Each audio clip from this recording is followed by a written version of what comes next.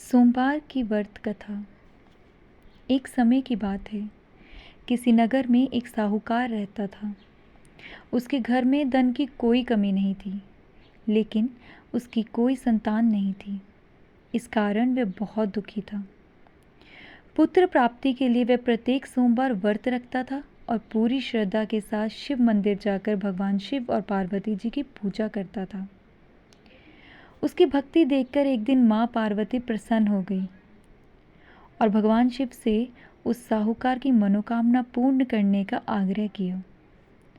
पार्वती जी की इच्छा सुनकर भगवान शिव ने कहा, हे पार्वती, इस संसार में हर प्राणी को उसके कर्मों का फल मिलता है और जिसके भाग्य में जो हो उसे भोगना ही पड़ता है। लेकिन पार्वती जी ने साहूकार की भक्ति का मान रखने के लिए उसकी मनोकामना पूर्ण करने की इच्छा जताई। माता पार्वती के आग्रह पर शिवजी ने साहूकार को पुत्र प्राप्ति का वरदान दे दिया, लेकिन साथ ही ये भी कहा कि उसके बालक की आयु केवल 12 वर्ष होगी। माता पार्वती और शिव की बातचीत को सुनकर साहूकार को ना तो कोई खुशी हुई और ना ही दुख। पहले की भांति वह शिवजी की पूजा करता रहा। कुछ समय बाद साहूकार के घर एक पुत्र का जन्म हुआ। जब वह बालक 11 वर्ष का हुआ तो उसकी माँ ने उसके पिता से कहा कि अब इसकी शादी कर देनी चाहिए।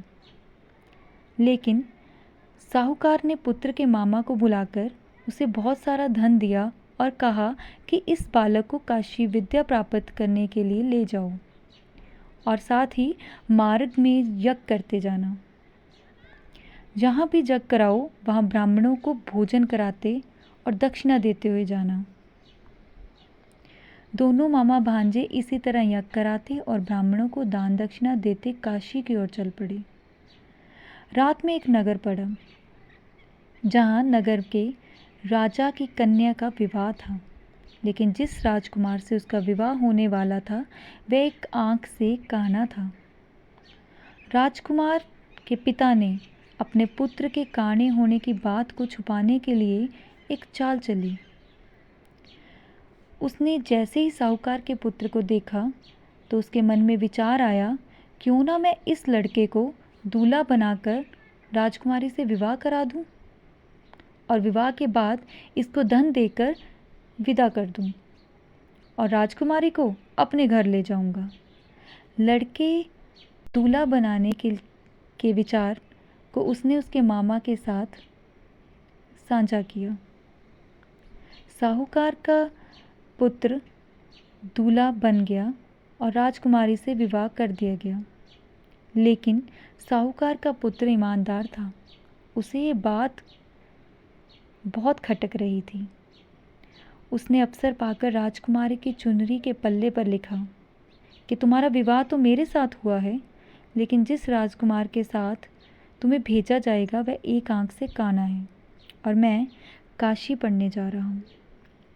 जब राजकुमारी ने चुनरी पर लिखी बातें पढ़ी तो उसने अपने माता पिता को ये बात बताई।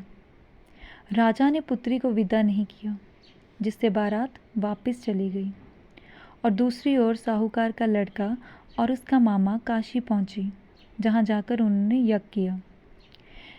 जिस दिन लड़के की आयु 12 साल की हुई उसी दिन यज्ञ रखा गया था। लड़के ने अपने मामा से कहा कि मेरी तबीयत कुछ ठीक नहीं है। मामा ने कहा, तुम अंदर जाकर सो जाओ। शिवजी के वरदान अनुसार कुछ ही देर में बालक के प्राण निकल गए। मृत बांझे को देखकर मामा कुछ समय के लिए विलाप ना करने का निर्णय लेकर बाहर जाकर ब्राह्मणों को भोजन छकाने लगे ताकि वो यज्ञ को पूरा कर सकें। और जैसे ही यज्ञ संपन्न हुआ, मामा ने विलाप शुरू किया। संजोगवश उसी समय शिवजी और माता पार्वती उधर से जा रहे थे। पार्वती जी ने भगवान से कहा, स्वामी, मुझे इसके रोने के स्वर सहन नहीं हो रहे। आप इस व्यक्ति के कष्ट को अवश्य दूर करें। जब शिवजी मृत बालक के समीप गए तो वह बोले, कि यह उसी साहूकार का पुत्र है जिसे मैंने 12 वर्ष की आयु का वरदान दिया था। अब इसकी आयु पूरी हो चुकी है। तो माता पार्वती ने कहा कि हे महादेव, आप इस बालक को और आयु देने की कृपा करें, अन्यथा इसके माता पिता वियोग में तड़प तड़प कर मर जाएंगे। माता पार्वती के आग्रह पर भगवान शिव ने उस लड़के को जीवित होने का वरदान दिया। शिवजी की कृपा से वह लड़का जीवित हो गया। शिक्षा समाप्त करके लड़का मामा के साथ उसी नगर में पहुंचा जहां उसकी शादी हुई थी। उस नगर में उसने यज्ञ की आयोजना की। उस लड़के के ससुर ने उसे पहचान लिया और महल में ले जाकर उसकी खूब खातिरदारी की और अपनी पुत्री को उसके साथ विदा किया। इधर साहूकार और उसकी पत्नी भूखे प्यासे रहकर बेटे की प्रतीक्षा कर रहे थे। उन्होंने प्रण कर रखा था कि यदि उनके पुत्र की मृत्यु होने की घटना उन्हें पता चली तो वे अपने प्राण दे देंगे। लेकिन जैसे ही पुत्र के मामा ने आकर उन्हें बताया कि उनका पुत्र जीवित है तो वह बेहद प्रसन्न हुई।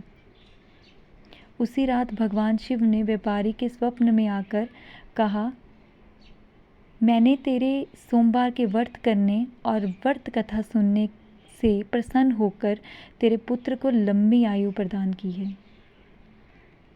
इसी प्रकार जो कोई सोमवार व्रत करता है और कथा सुनता है और पढ़ता है और सुनाता है, उसके सभी दुख दूर होते हैं और समस्त मनोकामनाएं पूर्ण होती हैं। ओम नमः शिवाय। ओम नमः शिवाय।